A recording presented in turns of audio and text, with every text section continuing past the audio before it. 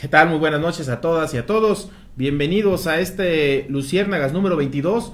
Hoy, como ya lo vieron en el título, vamos a hablar acerca de la propuesta de seguridad del nuevo gobierno que entra a partir de unos días del 1 de diciembre, encabezado por Andrés Manuel López Obrador, en el que están planteando un nuevo plan de seguridad que incluye la creación de una Guardia Nacional, que es el continuismo de la guerra de Calderón, de la guerra de Peña Nieto.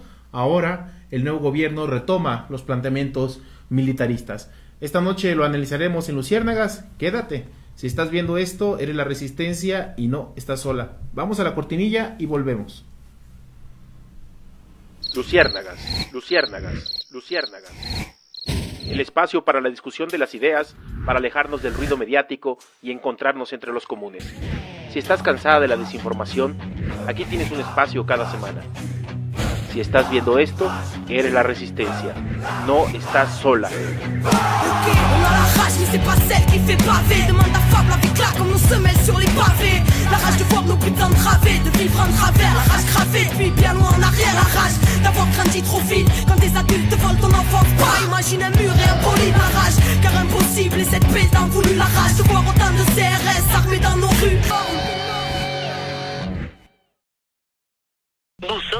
¿Qué tal? Estamos ya de vuelta en esta transmisión de Luciérnagas. Esta noche nos acompaña el compañero Alejandro Echevarría. Vamos a enlazar en un momento más con otra compañera, con la compañera Ichel, directora ejecutiva de Cencos. Mientras hacemos ese enlace, abrimos boca con Alejandro. Alejandro, explícanos un poco de qué trata esta nueva vieja propuesta de creación de Guardia Nacional y cómo tú la ligas. ¿Qué tal? Muy buenas noches a todos nuestros televidentes a través de internet. Creo que es muy importante este tema. Me parece que desde la campaña el propio Obrador venía manifestándose en contra, incluso fue una de sus banderas. Todos recordaremos en aquellos debates presidenciales cuando el propio Obrador decía que lo que tenía que hacerse era abrazos, no balazos. Y vemos ahora que esa propuesta hasta jocosa ahora se materializa en una situación mucho más grave. Parece que hay una continuidad entre la guerra contra el narco de Felipe Calderón, la ley de seguridad interior de Peña Nieto, y ahora esta propuesta de Guardia Nacional que nos está ni siquiera proponiendo, sino imponiendo el propio Obrador. Entonces creo que eso es lo que estamos analizando esta noche. Me parece muy importante la participación de la compañera Ixel, que creo que ya está en la línea. Sí, claro, vamos a aprovechar que ya hicimos el contacto telefónico con la compañera Ixel, que ella es directora ejecutiva de Cenco. Ixel, buenas noches. Hola, sí, buenas noches ya, ¿cómo están? Bien, gracias. Oye, mira, pues quisiéramos que nos comentaras el punto de vista de ustedes acerca de este Plan Nacional de Seguridad presentado por el presidente electo Andrés Manuel López Obrador y el planteamiento de la Guardia Nacional. Mira, en principio estábamos muy sorprendidos, sobre todo como el colectivo Seguridad Sin Guerra, que tenemos un par de años pujando en contra de la Ley de Seguridad Interior, porque además un día después de su anuncio la Suprema Corte de Justicia de la Nación echó para atrás la Ley de Seguridad Interior, que lo que pretendía era militarizar al país. Y con el anuncio de Andrés Manuel de la Guardia Nacional, como te digo, estamos muy sorprendidos, porque en principio no fue lo que dijo en campaña, ¿no? En campaña varias veces comentó que iba a regresar a los cuarteles, a los militares, a las Fuerzas Armadas, que las Fuerzas Armadas no eran para hacer labores de seguridad pública, y al final su propuesta de la Guardia Nacional es justo eso, que quienes coordinen la seguridad en el país sean militares, en este caso sea la Secretaría de la Defensa Nacional, porque sí, como bien dicen, en esta Guardia Nacional va a haber militares, pero también va a haber civiles, pero el mando que va a coordinar todas las operaciones va a ser el mando militar. Y por lo menos hasta ahorita eso va en contra de nuestra Constitución, porque un mando civil se estaría subordinando a un mando militar. Y la opción de Andrés Manuel entonces fue, y de los diputados de Morena, modificar la Constitución, ¿no? Modificar 13 artículos de la Constitución para que las Fuerzas Armadas pudieran salir a las calles Con todo el permiso, hay unas cosas muy alarmantes en la propuesta, como por ejemplo que sean auxiliares de los ministerios públicos y puedan investigar, puedan detener, puedan catear, puedan espiar, puedan hacer un montón de cosas que sabemos que no es responsabilidad de las Fuerzas Armadas. Pero además de esto, es una estrategia que tuvo el presidente Felipe Calderón y también el presidente Enrique Peña Nieto, que tras 12 años no ha funcionado. Eso es lo que es más preocupante. O sea, si todavía le creemos esta historia de que las Fuerzas Armadas son las únicas que pueden rescatarnos de esta crisis de violencia y de inseguridad, lo que más nos preocupa es que esa estrategia no ha funcionado y le ha traído a este país casi 250,000 muertos, que eso significa, o sea, literalmente piensa en 25 auditorios nacionales llenos de cadáveres y 37,000 desaparecidos en la cifra oficial, que nosotros creemos que son más de 37,000 desaparecidos. Eso es lo que nos han traído 12 años de militarización en el país, 12 años de las Fuerzas Armadas en las calles. Entendemos que no es fácil los niveles de violencia y de inseguridad que se vive en el país, pero eso no quiere decir que esta sea la estrategia correcta, tanto que tenemos 12 años con esta estrategia y no funciona. Claro, entre los principales riesgos es el control militar. ¿Cuál ha sido el comportamiento para ti de las Fuerzas Armadas a lo largo no solo de la historia reciente, sino a lo largo de la historia de este país respecto con el pueblo de México?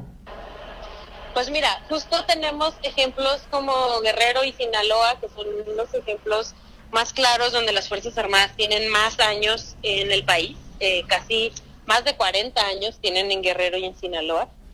Y las Fuerzas Armadas están entrenadas para matar, aquí y en todo el mundo.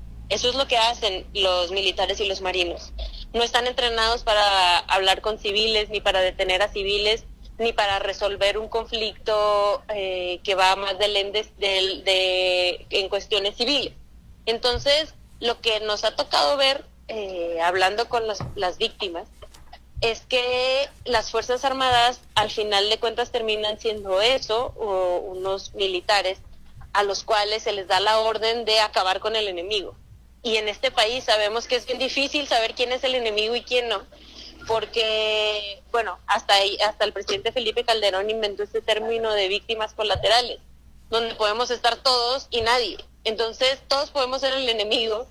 Y justo el CIDE sacó un estudio donde el índice de letalidad de las Fuerzas Armadas es de 8.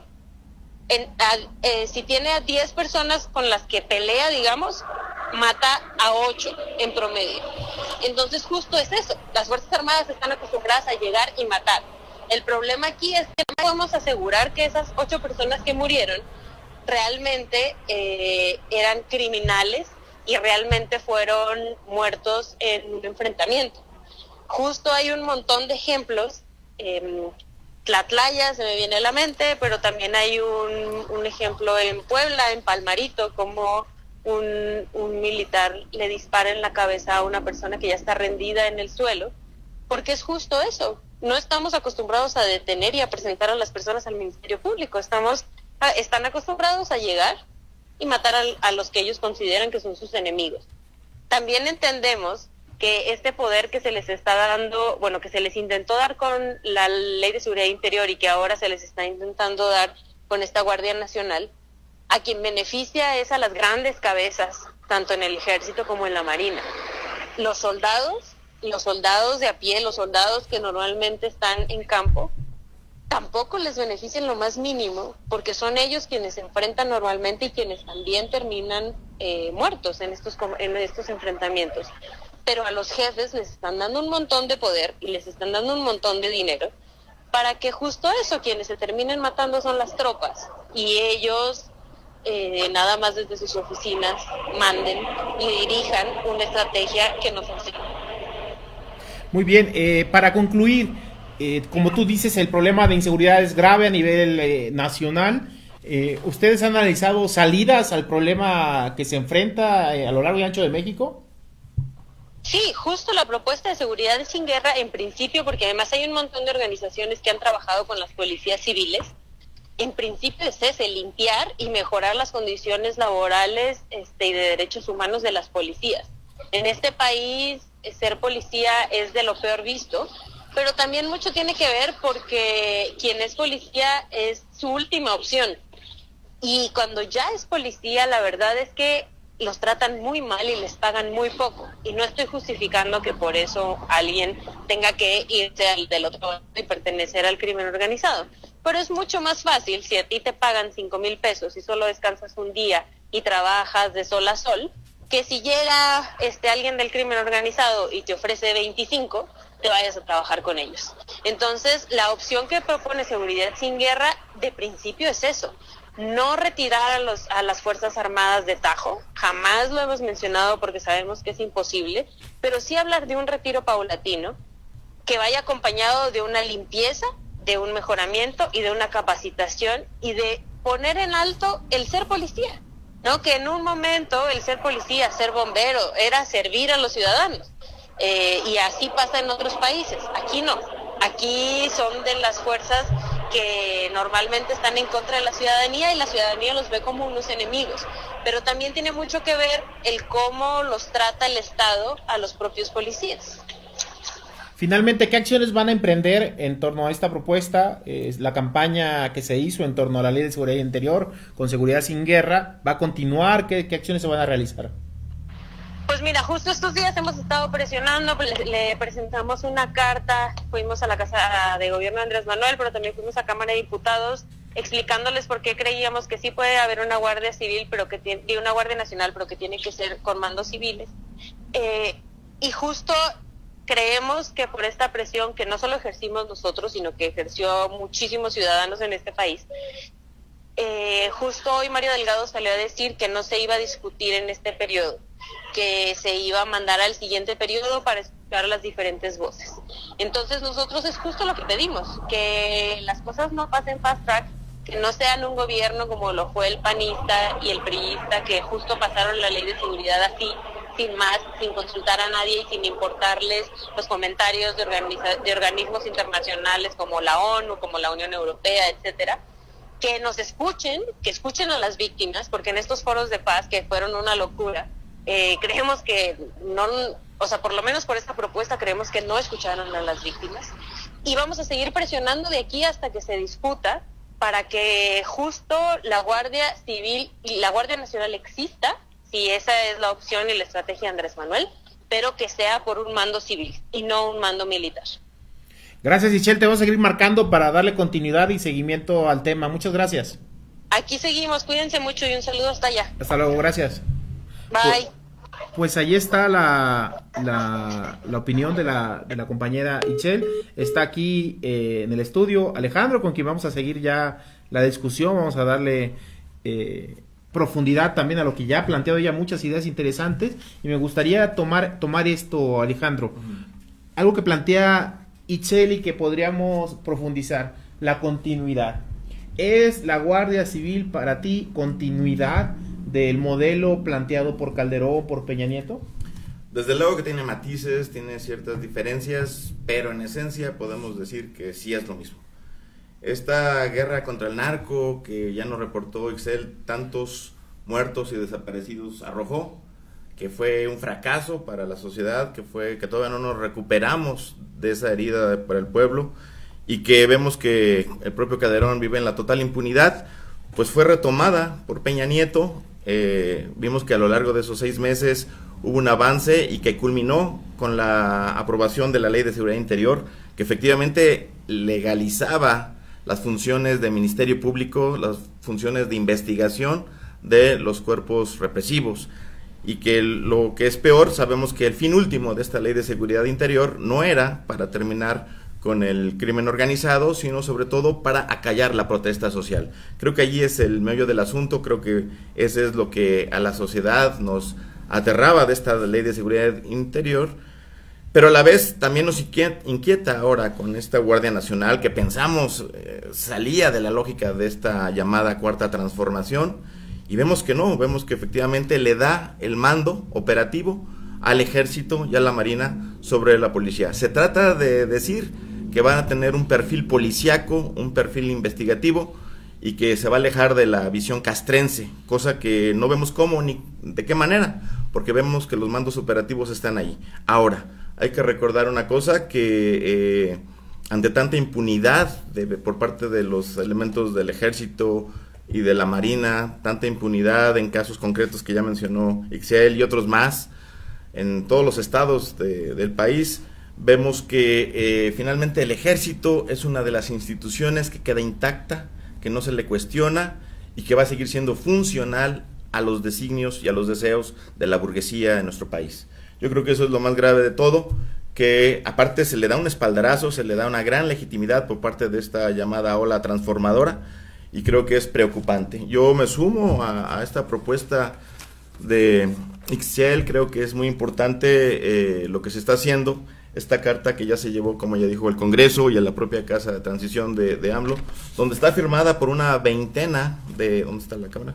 Una veintena de organizaciones, entre las que destacan derechos humanos, organizaciones civiles de derechos humanos, está el propio CENCOS, está el propio Centro de Derechos Humanos de la Montaña Tlachinola y otras más. Entonces yo creo que es muy importante, primero, que la sociedad se informe lo que está pasando, ¿no? Porque muchas veces se aprueban cosas porque la gente queda al margen de las decisiones, no se entera. Y segundo, pasar a un segundo plano, valga la redundancia, donde se tomen acciones para frenar este tipo de iniciativas. Lo que nos dice es alentador, que ya no se va a discutir en esta sesión que viene, sino en la próxima legislatura, y creo que eso ya da pauta, da cierto margen para que llegue la discusión a más sectores, que se generalice. Me parece, un poco para concluir esta parte, que lo que ha dicho Obrador es bastante preocupante. Decir que el ejército es el pueblo en armas y que por lo tanto el pueblo no mata al pueblo, creo que es una falacia. Creo que está tratando de confundir a la opinión pública, porque en el caso de nuestro país sabemos que no es así. Sabemos cómo se constituye el ejército y a quién ha servido históricamente, y creo que atreverse a decir esta situación de que es el pueblo en armas sale de toda lógica y no ayuda en nada, no abona al debate real. Lo mismo ha pasado con el propio Paco Ignacio Taibo, ¿no? Que también se suma a esta avalancha, siendo ellos tan críticos de las violaciones de derechos humanos, decir que ahora va a ser diferente porque están ellos, pero sin tocar la institución, sin modificarla de fondo, pues creo que es bastante grave. Dicen ellos que la policía está muy desacreditada. Vaya, pues no sé en dónde hemos estado nosotros, porque vemos que de igual manera el ejército está tan desacreditado o más que la propia policía, con las violaciones tan graves que hemos visto. Y finalmente, la próxima secretaria de Gobernación, Gloria Sánchez, trata de decir y de enfatizar en este perfil policíaco para la Guardia Nacional, pero tampoco explica cómo. Incluso en la última entrevista que tuvo, se enredó entre sus propias palabras, porque no supo explicar de qué manera va a imponerse, a privilegiarse este perfil de policía sobre el enfoque o la visión castrense. Entonces creemos que lo que se está tratando de imponer es una continuidad de la fuerza del ejército, cuyo fin último va a ser no el combate total al crimen organizado, sino sobre todo la contención de la protesta social. Eso es lo más grave. Curiosamente y de manera alarmante, el Centro de Derechos Humanos Miguel Agustín Pro Juárez publica hoy un caso de mujeres que fueron violadas sistemáticamente durante las detenciones por parte del ejército y de la marina. Son los mismos que van a estar en la Guardia Nacional el día de mañana, son esos mismos violadores de derechos humanos, son esas personas que han tenido casos de desapariciones forzadas, los que van a estar ahí, y creemos que sí se tiene que dar una discusión a fondo y que no acaba el debate hoy. Sí, claro, no acaba, eso apenas comienza. Vale, algunos de los mensajes. Saludos a Rafa Pimentel, a Jacinto Canec. Tuvimos un problema ahí con ruido, claro, porque la compañera estaba en un lugar un poco con ruido, pero ya se resolvió al final. Marco, te manda saludos, Marco, a Alex. Gracias. Que mejoró el sonido. Saludos también de Canec.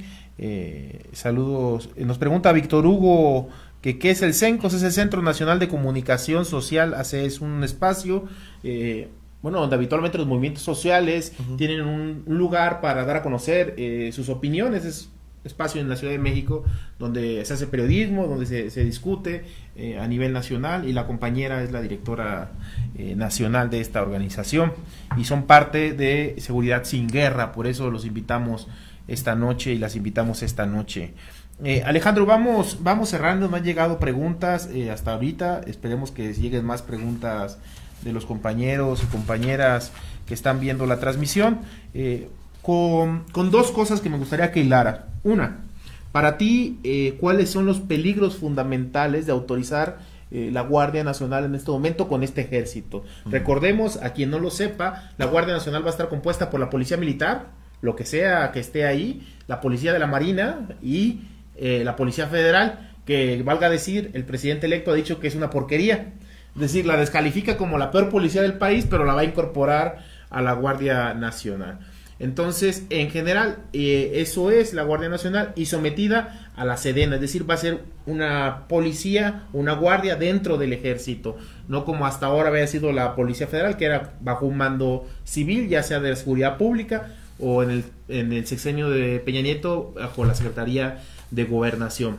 Entonces, bajo este planteamiento estamos hablando de un ejercicio como el vivido en Chile con Pinochet, con la utilización de los carabineros, como lo que es la Guardia Civil en España. Es decir, estamos hablando de ejército en las calles, que ustedes vean, pueden en este momento googlear cómo se comporta los carabineros con los compañeros mapuches. Acaban de asesinar a un compañero muy joven mapuche. Esta Guardia Civil, porque como dijo la compañera Itzel, no están acostumbrados a hablar, son ejército, van a matar, y se supone que los ejércitos son para defender las fronteras, no para atacar a los compatriotas.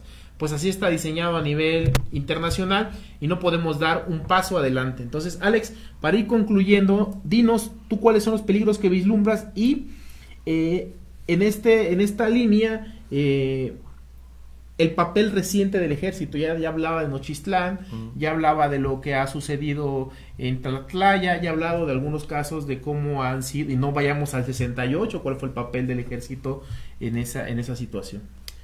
Bueno, recordemos que desde su inicio, la propia Policía Federal no fue otra cosa más que el ejército vestido de gris. Y lo inauguraron con ustedes. Y sí, no, con nosotros fue que lo utilizaron por primera vez. Entonces, esa es la lógica.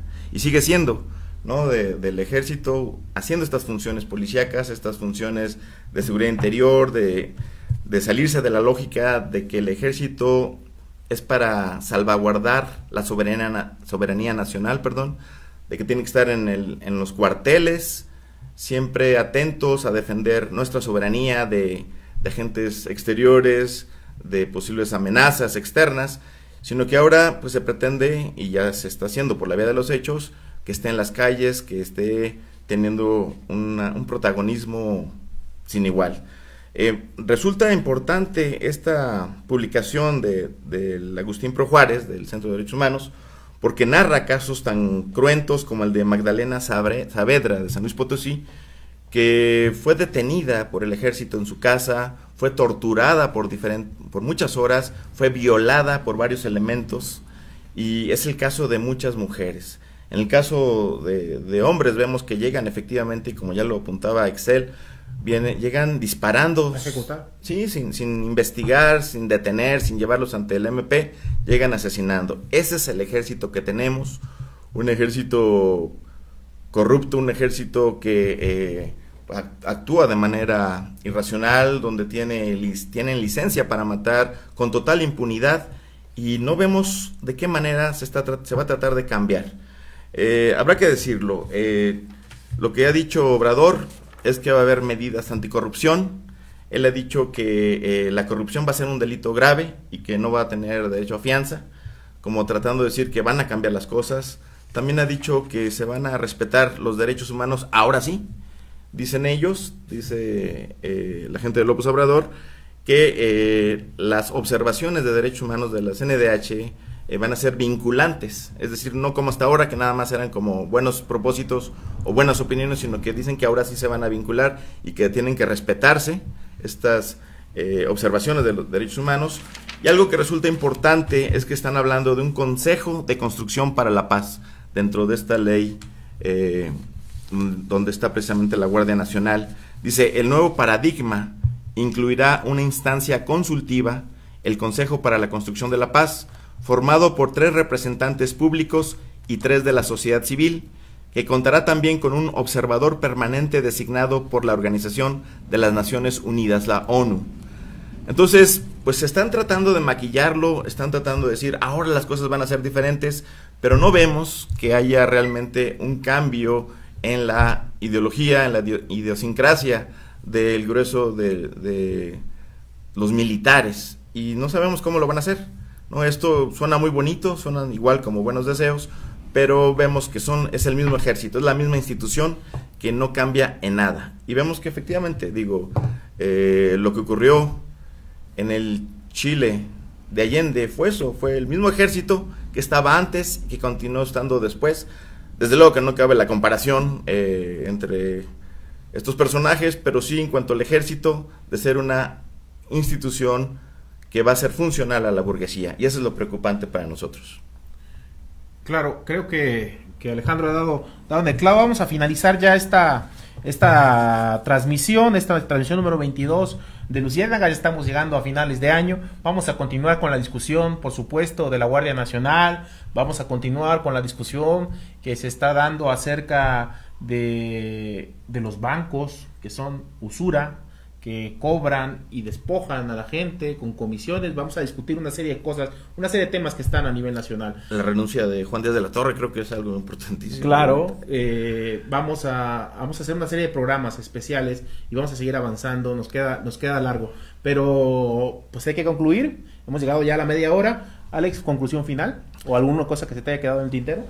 Básicamente eso, al igual que cuando alertábamos de los peligros de la Ley de Seguridad Interior, es la información primero, el paso que se tiene que dar, y número 2, salir a la calle si es necesario para frenar estas iniciativas que en nada nos benefician y que pues no nos dan una certeza de que las cosas van a cambiar.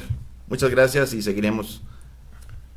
Gracias, Alejandro. Gracias a todas y a todos los que nos vieron esta noche en esta 22 emisión de Luciérnagas. Vamos a seguir, insistía hace un rato, en la previa a la conclusión, transmitiendo y discutiendo los problemas nacionales. Hay salidas al problema de la violencia, la legalización de las drogas, el control del tráfico de armas. Las armas entran por las fronteras, no las meten por túneles, entran por las aduanas, como cualquier otra mercancía, porque los cárteles no son otra cosa que empresas y se comportan como tal. Tienen rutas para lavar el dinero, que son los bancos, y esos bancos que colapsaron la bolsa de valores, esos bancos bondadosos que hoy están defendiendo algunos medios de comunicación, esos son la ruta del lavado del dinero. Hay que ir a fondo ahí. La violencia la han desencadenado los de arriba y quieren que la solución lleve más sangre de las y los de abajo. Por eso discutir estos temas es muy, muy importante. No le demos más poder al poder, como decía la canción. Busquemos salidas colectivas que implican la participación activa de las y los trabajadores.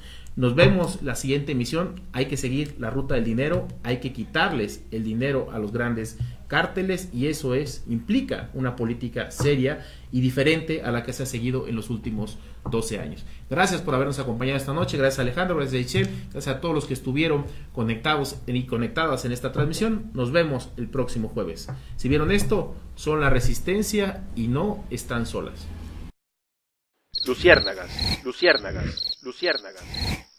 El espacio para la discusión de las ideas, para alejarnos del ruido mediático y encontrarnos entre los comunes.